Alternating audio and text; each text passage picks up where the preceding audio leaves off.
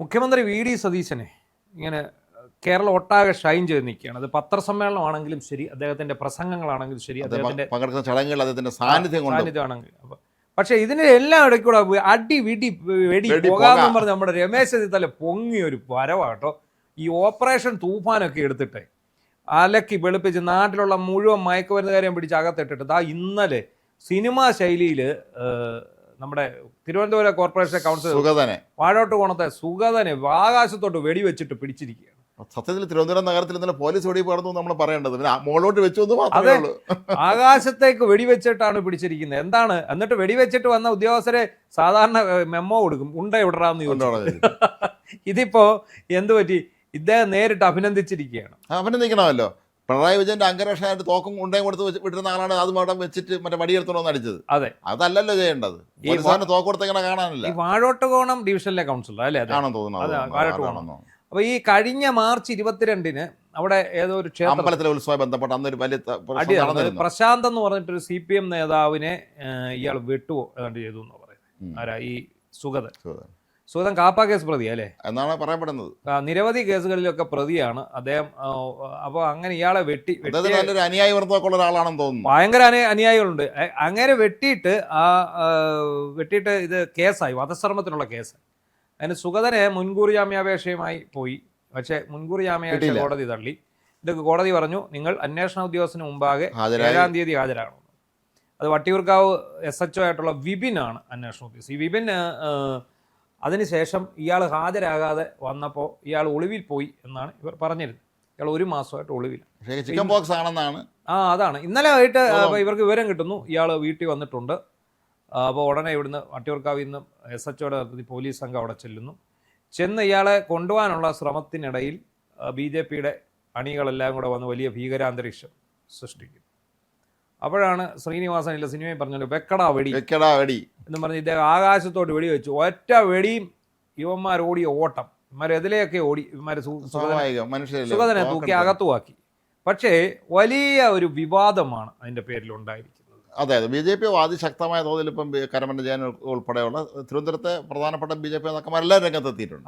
അവരെ എനിക്ക് തോന്നുന്നത് ഇന്ന് BJPയുടെ മറ്റ് പ്രധാനപ്പെട്ട നേതാവ് പത്മകുമാർ, അദ്ദേഹം ചേർത്തല സ്വദേശിയാണ്. അദ്ദേഹം മേഖലാ സെക്രട്ടറിയോ മറ്റാണ് ആലപ്പുഴ. അദ്ദേഹം അന്തരിച്ചു. ഒരുപക്ഷെ നേതാക്കന്മാരെ പലരും അദ്ദേഹത്തിൻ്റെ അദ്ദേഹം മരണവുമായി ബന്ധപ്പെട്ട തിരക്കിലായിരിക്കാം. അതുകൊണ്ട് സംസ്ഥാന നേതൃത്വത്തിൽ നിന്നും പെട്ടെന്ന് പ്രതികരണം അല്ലെങ്കിൽ പോലും തിരുവനന്തപുരം ജില്ലയിലെ നേതാക്കന്മാരെല്ലാവരും ഇതിനെതിരെ ശക്തമായ രീതിയിൽ രംഗത്തെത്തിയിട്ടുണ്ട്. മാത്രമല്ല അദ്ദേഹത്തിൻ്റെ ഈ സുഗതന്റെ ഭാര്യയും ഒക്കെ രംഗത്തിനൊക്കെ ഒരു ഭാര്യ കുഞ്ഞുങ്ങളെ ഭീഷണിപ്പെടുത്തി തോക്കിക്കൊണ്ട് കാണിച്ചു മൈനറായിട്ടുള്ള പിള്ളേരെ ഉപദ്രവിച്ചെന്നൊക്കെ പറയുന്നുണ്ട്. അതൊക്കെ സ്വാഭാവികമായിട്ട് കൗണ്ടറായിരിക്കാം പറയുന്നതാണ്. എന്താണെങ്കിലും വലിയൊരു ഭീകരാന്തരീക്ഷം. വട്ടിയൂർക്കാവുകാരൊക്കെ ഇതിന്റെ ഞെട്ടിയെന്ന് തോന്നുന്നു. കാരണം ഈ വാഴോട്ടുകോണം പ്രദേശത്തുള്ള ആൾക്കാർ ഈ വെടിയും അട്ടിയും വിട്ടിയും പുകയൊക്കെ ആയിക്കൊണ്ട് ആകെപ്പാടെ ഒരു ഉത്സാഹാഘോഷമാണ്. ഇതിപ്പോൾ രണ്ടാമത്തെയാണ്. ഒന്ന് നമ്മുടെ EDയുടെ ആക്രമണമാണ്, ഒന്ന് ബേക്കറി. ഇതൊക്കെ കണ്ണൂരിൽ മാത്രം സംഭവിക്കുമായിരുന്നു ഒരു കാലത്ത്. തലസ്ഥാന നേരത്തേക്ക് ഇതെല്ലാം വന്നിരിക്കുകയാണ്. അല്ല, നമ്മൾ പണ്ട് ഭരചന്ദ്രൻ സിനിമയിലൊക്കെ കണ്ടിട്ടുള്ളൂ. പ്രതിയെ പിടിക്കാൻ വരുന്നു, ഉടൻ അക്രമാസക്തരാകുന്ന ജനക്കൂട്ടത്തെ പിരിച്ചുവിടാൻ ആകാശത്തേക്ക് 2 റൗണ്ട് വെടിവെക്കുന്നു. ഇതൊക്കെ വെച്ചിട്ട് CI എല്ലാം പോകുന്നു. എന്താണെങ്കിലും ശരി, സുഗതൻ ഭയങ്കര കലിപ്പിലാണ്. സുഗതൻ കലിപ്പിലാണ്, BJP കലിപ്പിലാണ്. ഇപ്പം VV രാജേഷ് മേയർ വന്നിട്ട് പറഞ്ഞു പോലീസ് അതിനകത്ത് ഇടപെട്ടത് ശരിയായ രീതിയിലല്ല. ഇങ്ങനെ വെടിവെക്കേണ്ട സാഹചര്യം അവിടെ ഇല്ലായിരുന്നു. അങ്ങനെ ഇത് ഇപ്പോൾ തീവ്രവാദ കേസിലെ പ്രതി എങ്ങനെയാണ് ഇന്ത്യ ഭരിക്കുന്ന പാർട്ടിയുടെ ജനപ്രതിനിധിയായ ഒരാളിനെ വീട്ടിൽ കയറി അതിക്രമിച്ച് കയറി ചെന്ന് തോക്കെടും ആകാശത്തേക്ക് വെടിവെച്ച് പിടിച്ചുകൊണ്ട് പോയി എന്നൊക്കെ പറയുന്നത് അത് ഒരു ശരിയായ നടപടി അല്ല എന്നാണ് BJP നേതൃത്വം വ്യക്തമാക്കിയിട്ടുള്ളത്. പക്ഷേ ഇതിനകത്ത് വേറൊരു കാര്യമുണ്ട്. ഈ സുഗതൻ അവിടെ ജയിക്കുന്നത് ഭാഗ്യം കൊണ്ടാണ്, കൗൺസിലറാകുന്നത്. ഇയാൾ നിരവധി കേസുകളിൽ പ്രതിയാണ്. ഇയാൾ വലിയ ഗുണ്ടയാണെന്നൊക്കെയാണ് ഈ മാധ്യമങ്ങളിൽ പറയും, സമൂഹ മാധ്യമങ്ങളിലൊക്കെ കാണുന്നത്. പക്ഷേ അതിനെക്കുറിച്ച് എനിക്ക് കൂടുതലായിട്ടൊന്നും പറഞ്ഞു. എനിക്ക് തോന്നിയിട്ടുള്ള ഈ സുഗതൻ ജനകീയനായ ഒരാളാണെന്ന് തോന്നുന്നു. അതെ, അതുകൊണ്ടാണ് അദ്ദേഹം ജയിക്കാൻ. പക്ഷേ കാരണം ഒരു CPM വിമതൻ അവിടെ മത്സരിച്ചു. ഇത് CPMന്റെ കോട്ടയാണെന്ന് പറയുന്നു. അവിടെ ഒരു CPM വിമതൻ മത്സരിച്ച് അയാൾ ഒരു 650 വോട്ടിനടുത്ത് പിടിച്ചു. ഇതേ തുടർന്ന് ഈ പുള്ളി 28 വോട്ടിനെ കണ്ട ജയിച്ചത്. എന്നാലും കോർപ്പറേഷൻ ഇലക്ഷൻ 28 ഒരു നല്ല ഭൂരിപക്ഷമാണ്. അപ്പം അതുകൊണ്ട് തന്നെ മാത്രമല്ല, അദ്ദേഹത്തിന് സംഘപരിവാർ സംഘടനകളുടെ വലിയ ഒരു പിന്തുണ ഉള്ള ഒരാളാണ്. അപ്പോൾ ഈ കാപ്പ കേസ് പ്രതിയാണ് എന്ന് കരുതുക.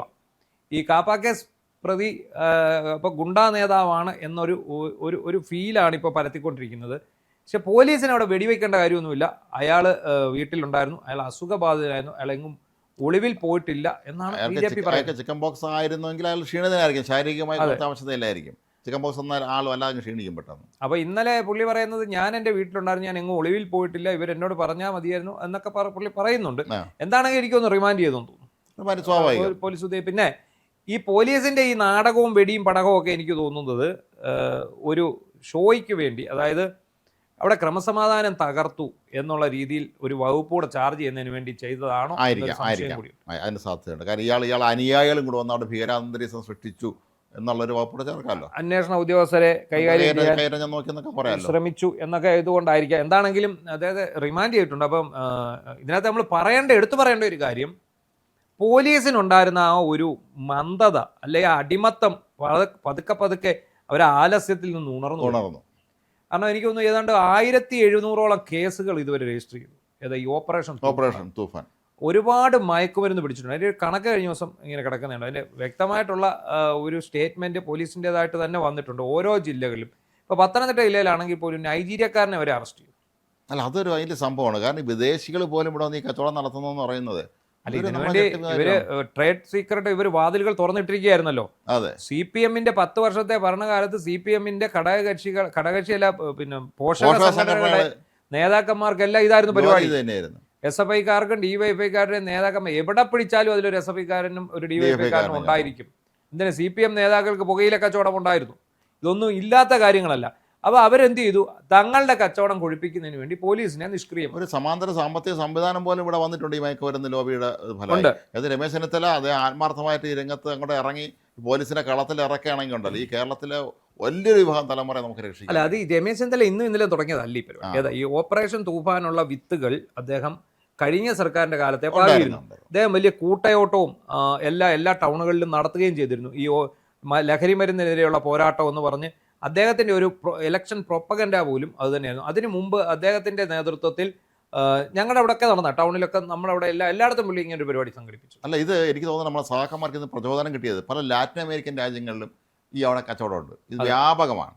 അപ്പോൾ ഇവരെ കാണപ്പെട്ട ദൈവങ്ങൾ പലരും ഉള്ള അങ്ങോട്ട് അത്തരം രാജ്യങ്ങൾ കഞ്ചാവായിരുന്നു. സോഷ്യൽ മീഡിയ അദ്ദേഹത്തിന്റെ വിളിപ്പേര് കഞ്ചൻ ചെഗു. സോഷ്യൽ മീഡിയ പല പേരുകളും രസകരമായ ഇവർ പലരും കഞ്ചാവ് അടിക്കുമായിരുന്നു എന്നാണ് പറയപ്പെടുന്നത് അന്ന്. കാരണം ബുദ്ധിജീവികൾക്ക് കഞ്ചാവ് ആകാം. അപ്പോൾ അതുകൊണ്ട് ആ ഒരു അവസ്ഥ ഇവിടെ വന്നാൽ നമ്മളത് ചിന്തിക്കും. ഇപ്പം തന്നെ നമ്മുടെ നാട്ടിൽ ഈ ഓരോരുത്തന്മാർ അച്ഛനമ്മയും കുത്തിക്കൊല്ലും, വെട്ടിക്കൊല്ലുന്നു, സ്വന്തം മക്കളെ കൊല്ലുന്നു, ഭാര്യ മക്കളെ കൂട്ടത്തോടെ കൊല ചെയ്യുന്നു. അപ്പോൾ ഇതൊക്കെ തന്നെ സൂചിപ്പിക്കുന്നത് നമ്മുടെ നാട്ടിൽ ഈ മയക്കുമരുന്ന് നമ്മുടെ സമൂഹത്തിൽ എന്തുമാത്രം ആഴത്തിൽ വേരോടിയിരിക്കുന്നു. മാത്രമല്ല, നമ്മൾ ഞെട്ടിക്കുന്നൊരു കാര്യം, കുറേ നാളുകളായി വയസ്സറിച്ചിട്ടുണ്ടായിരിക്കും ഈ ഇത്തരം കേസുകൾ പിടിക്കുന്ന ഡോക്ടർമാർ ഇഷ്ടം പോലെയുണ്ട്. നമ്മൾ വല്ല അസുഖം വന്ന് ചെല്ലുന്ന ഇവരുടെ അടുത്തേക്കായിരിക്കും.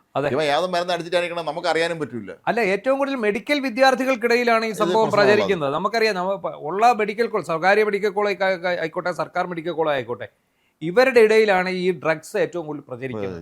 പിന്നെ അവർ ഈ പിന്നെ ഇതിന് ഉപയോഗിക്കുന്ന മെഡിസിനായിട്ട് ഉപയോഗിക്കുന്ന ഡ്രഗ്സും ഉപയോഗിക്കുന്ന ആൾക്കാരുണ്ട്, ഈ ഡോക്ടേഴ്സ് ഉപയോഗിക്കുന്നുണ്ട്. അപ്പോൾ ഈ എല്ലാത്തിൻ്റെ അറ്റത്ത് നമുക്കിപ്പം കഞ്ചാവ് എന്ന് പറയുന്ന സാധനം, കഞ്ചാവിന് ഒരു കാര്യമുള്ളൂ, കഞ്ചാവ് വലിച്ചു ഒന്ന് നിർത്തി അതങ്ങ് പോയി എന്നുള്ളു. പക്ഷേ ഈ സിന്തറ്റിക് ഡ്രഗ്സ് എന്ന് പറയുന്നത് മാരകമാണ്.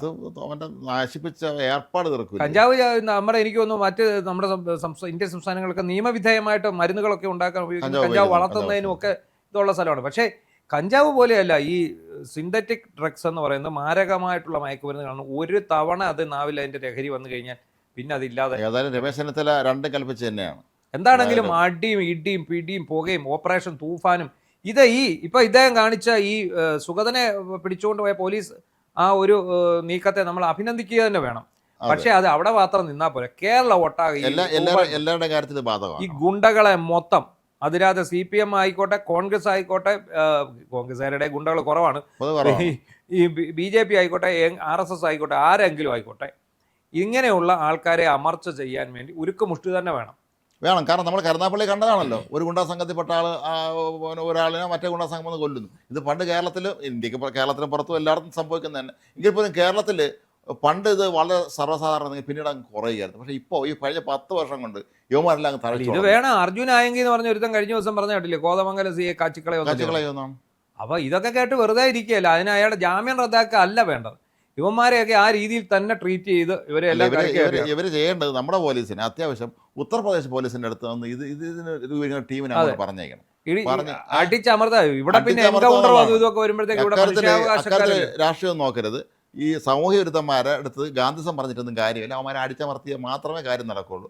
ഉത്തർപ്രദേശ് പോലീസിൻ്റെ കൂടെ ഒരു സാങ്കേതിക ഉപദേശവും അവിടുത്തെ പരിശീലനവും ഇവർക്ക് കൊടുത്തേക്കണം നല്ലതായിരിക്കും. എന്നാൽ മാത്രമേ ഇതിനെ അടിച്ചമർത്താൻ കഴിയുകയുള്ളൂ. ഏതായാലും രമേശ് ചെന്നിത്തല രണ്ടും കൽപ്പിച്ച് രംഗത്ത് ഇറങ്ങി കഴിഞ്ഞു. ചെന്നിത്തലയ്ക്കും അദ്ദേഹത്തിന്റെ പോലീസിനും ഞങ്ങളൊരു അഭിവാദ്യം.